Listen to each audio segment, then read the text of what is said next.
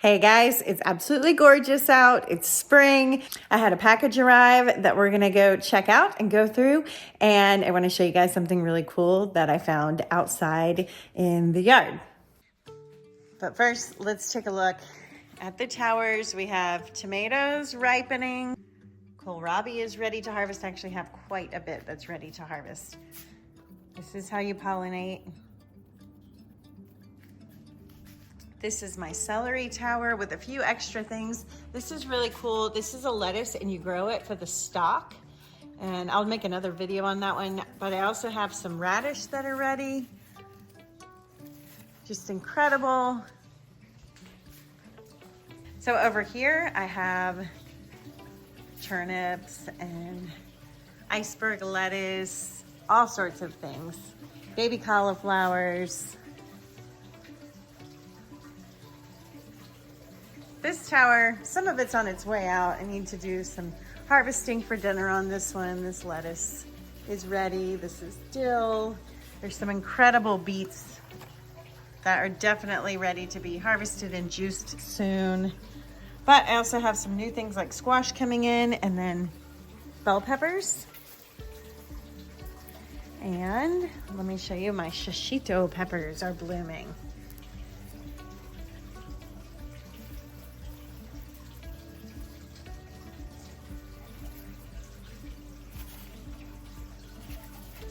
Stinging nettle came back. You just can't kill this stuff. It just keeps growing and growing. Over here, we have the gorgeous radicchino. There was one at the grocery store that was $5.99. I have all these peppers. This is how we pollinate them. And there's some that are ready. And these are just a tiny little hot pepper. They're so fun to add to recipes. I just plop them. There's a bunch of them ready, or there's a bunch of them blooming. I just pop those right on top of my poke bowls. Here is my eggplant, and these are forming eggplant. This is the patio baby, and it's doing great. They grow real slow inside, and it takes time, but eggplant takes time anyway. This is cilantro. I have some squash, green beans. They're starting to fruit. Rosemary, lots of radish ready down here. My cucumbers. It's been a rough cucumber season. This garage has not kept stable, and even now they look terrible. So this tower has lots of kale, kohlrabis. I have so many kohlrabis that are ready. So I'm going to be doing some fun things with those. We've got beets. We've got some greens that are ready to harvest. I'll harvest those tonight. Parsley, cabbages, just gorgeous. Look at these. Kohlrabi. So I plant my kohlrabi 2 per rock wool because they do so good. And just look at how gigantic these are. Look at that. Incredible. Double the food. This is my pepper tower. It's doing great. And there's basil and greens on the top. I've already harvested some of the greens and put in new starts. And we should have some peppers soon. Oh, there's one right there.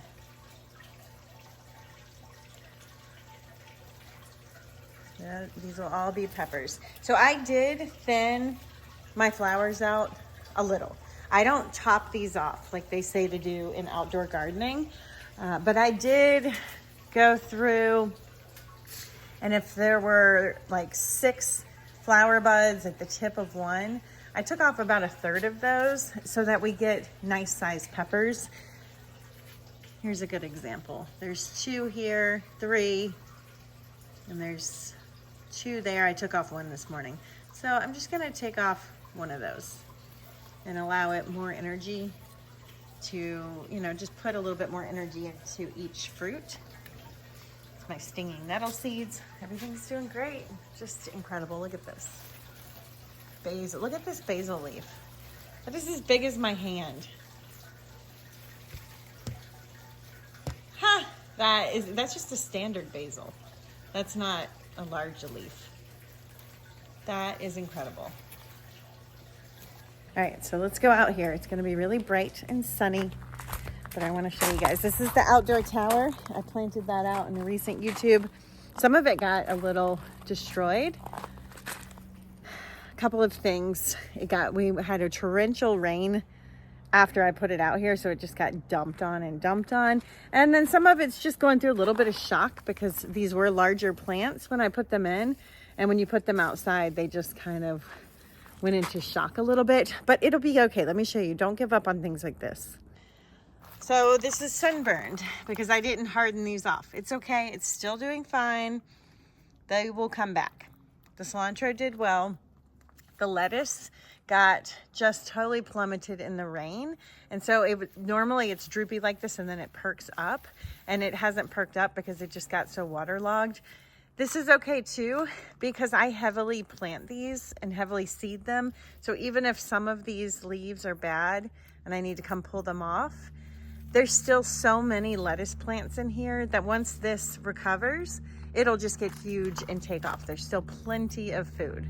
So I'm not worried about even this one being super sad looking. Just let it carry on. This one, same thing. It was indoors and I moved it out and it's in shock. And it's gonna lose a lot of leaves, but it will do fine. This one probably got hit the hardest, but there's still life, and just let them recover. If that ever happens to you, just give it time. Plants are resilient. So over here, look at the time. Incredible. But what I wanna show you guys is this. This right here is cleavers. So you know they're cleavers because they'll stick to you. They cleave to you. And so cleavers grow wild here in Western North Carolina. They grow in many regions, so you can just look up and see if they're in your area. I keep some field guides, so make sure you know what you're getting. But this is what they look like. They kind of have leaves going around on a stem, but they stick to you. That's the main thing. Like, it's gonna stick. And they are incredible for your lymphatic system. So they are great they're hard to eat because, they're very fibrous and very sticky. And they're actually hard to juice too if you don't have a really good juicer that can handle fibrous stuff. So just know that. But I've put them in recipes, chopped them up and cooked them, and they do fine that way. And then I actually juice these quite a bit because I do have a juicer that can handle them. But just incredible natural medicine right here. All right, and we're taking a walk to go get our box. And I keep our mushrooms on our driveway so that I don't miss any opportunity. And we need to do some new logs. A lot of these got washed out. And it's time. So we're gonna be doing some logs. I'll be making videos on that. But I keep them here so that when I'm pulling in, I can see if there's mushrooms. Now let's go see what we can find. If there's anything else exciting. These are all raspberries and roses, and I use the roses. I'll show you guys when those come in, how to use them. And then the raspberries we eat.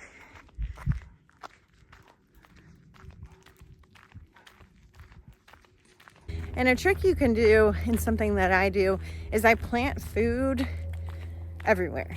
So, for example, fiddle ferns. They grow in this area, but they weren't established on our property. So I bought fiddle ferns off eBay and planted those. Ramps we do have on our property, but I ordered some seeds off of Etsy to increase those. That's a natural garlic. We get yarrow here, and yarrow is an herb I use a lot of, but it wasn't on our property, so I bought some yarrow seeds and incorporated that. So you can add wild herbs to your property as long as you look for the things that grow in your area naturally, and then you can kind of just toss them in your yard. Like if you want red clover is amazing medicine. So if you're not spraying your lawn, you can plant red clover and then use the flowers for medicine and foods and teas. And this is where I planted my fiddle ferns. The cones are because we have trucks that come down our driveway and destroy it. We're actually fixing that right now by putting up a mail bin at the end of the driveway. So I don't see any fiddle ferns. It's a little bit early.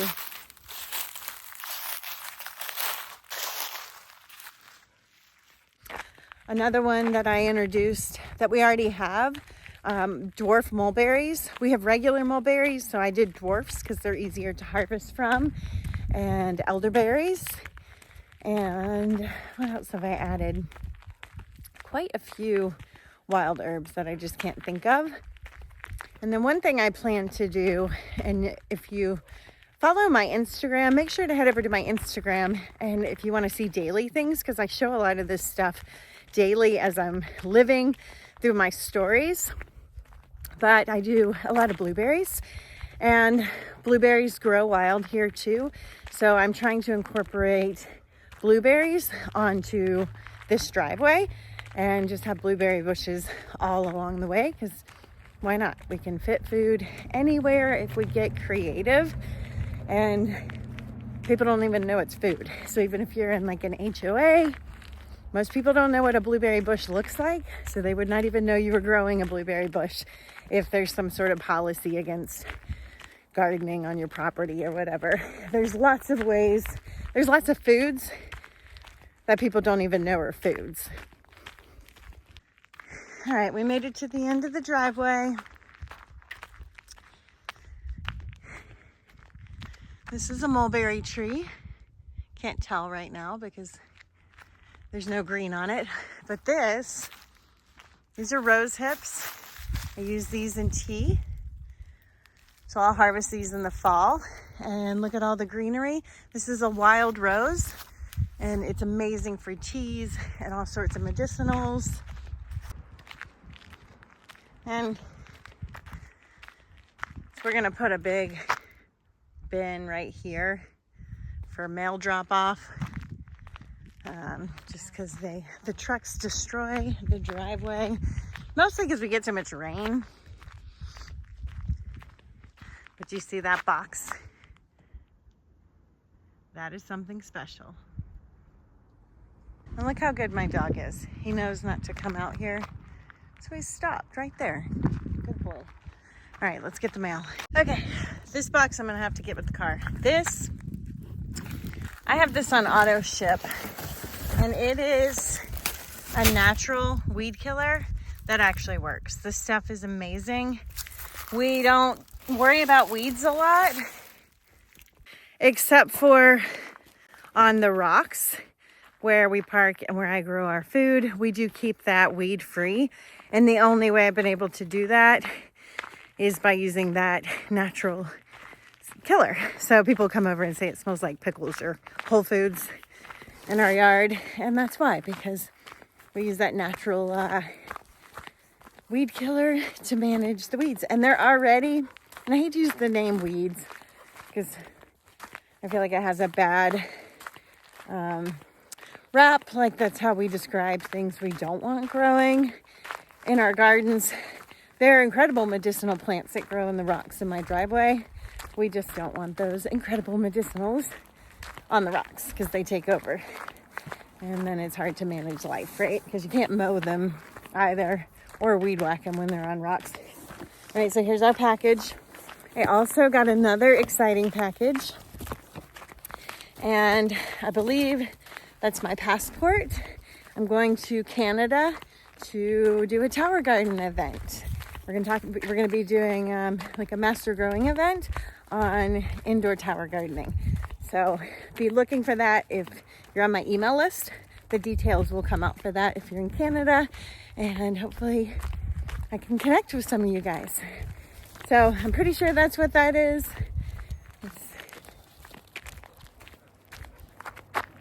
Yeah, because it's from a government official agency, and it feels like a passport through the envelope. So this is our property.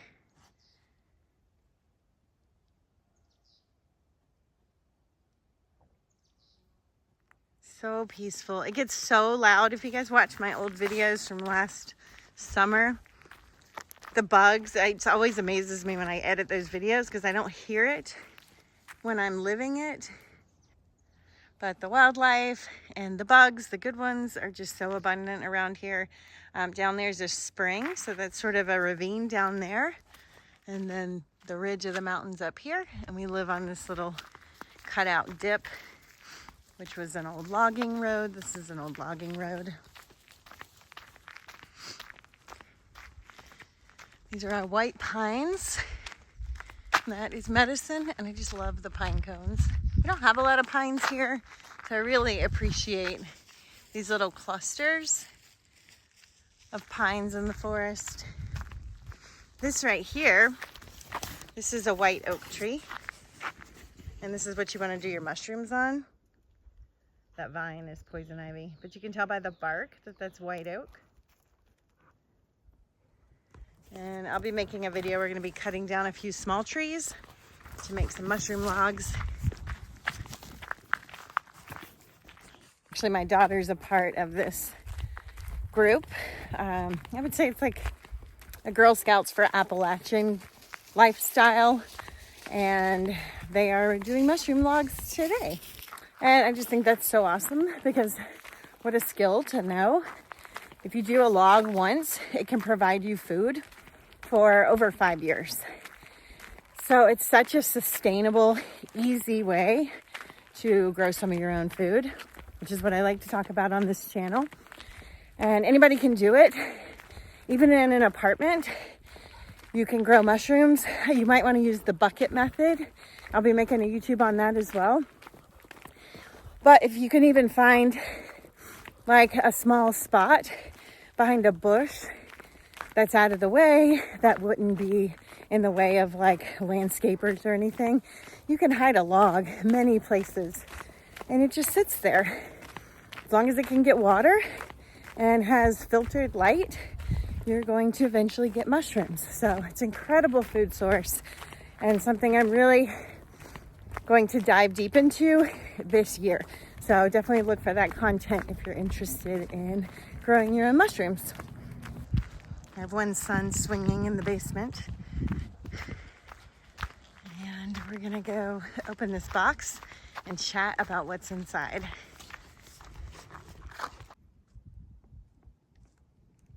What I wanna do is open this box and chat about what's inside. And actually, this feels pretty small, so I'm a little concerned.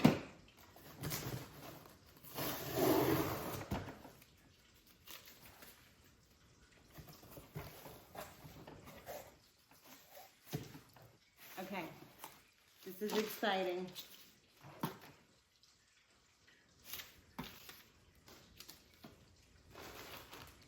All right, and this is not all of it, so I'll have to make another video on the seeds, because I also ordered a bunch of really, really unique and very cool seeds for the outside gardens, so more permaculture style things. These are things you could landscape into your landscaping that people wouldn't even know it's food. So it's kind of getting away from that traditional gardening and coming up with ways to grow just an abundance of things that we can eat.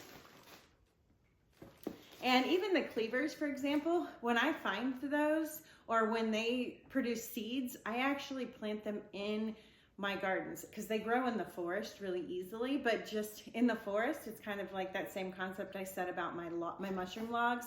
If they're not in plain sight, I just forget. So I take those seeds, or sometimes I even transplant them when the season starts, because they'll continue to spread and grow. I'll do that into my landscaping areas so that when I go out of my house, when I'm walking down my driveway, it's like, oh, cleavers, there they are, and we can use them. So it looks like I have 4 different things here, and honestly, I don't remember all of them. Okay, so the first one, and these are so tiny. Super, super tiny. I probably would not have bought them had I known they were this small. These are blueberries. So this is a pink lemonade. I chose these because it's a pink blueberry. So these are going to be really delicate and take a while. Now blueberries grow pretty fast in our area, but they are delicate when you put them into, and this has been in every area I've grown them actually. I've grew them in Florida. They need to stay moist to get established, and then they're pretty hardy. So I'm gonna put these in an area where I know I can keep a close eye on them And then also keeping in mind that these are gonna turn into a pretty large bush. So these will probably go right by our front door. I have a little bit of room to the right of my front door, and this would be a great spot for these. So these are pink lemonade blueberries. They are a pink blueberry.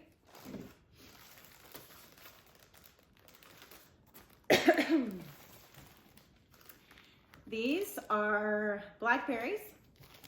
These are a sweetie pie, and there's 3 plants in here. And these, I just chose, we have tons of wild blue blackberries here, but I like to add in more grocery store type varieties, because wild blueberries, although they get big here, they aren't quite as sweet and as luscious as like a grocery store blackberry. So I just add these, and I've been doing it for years, adding regular raspberries in different varieties, and I plant them where the wild ones grow along the perimeter of our property. And that's just to add some diversity. I will say the wildlife goes for the grocery store ones more than the wild ones, I noticed over the last couple of years. But these also spread on their own. So as they get more mature and they send off extra shoots and they start to really create a like family or a large, what would you call that? A large, as they colonize a little bit and really fill out that space, then there'll be enough for the wildlife and myself. So I'm gonna put these right into where my other blackberries and raspberries are growing, right at the forest line. I will tuck them under some other berries so that they get some protection. Since these are not things I'm going to water, we're just gonna let nature kind of take over after they get into the ground. So, sweetie pie blackberries.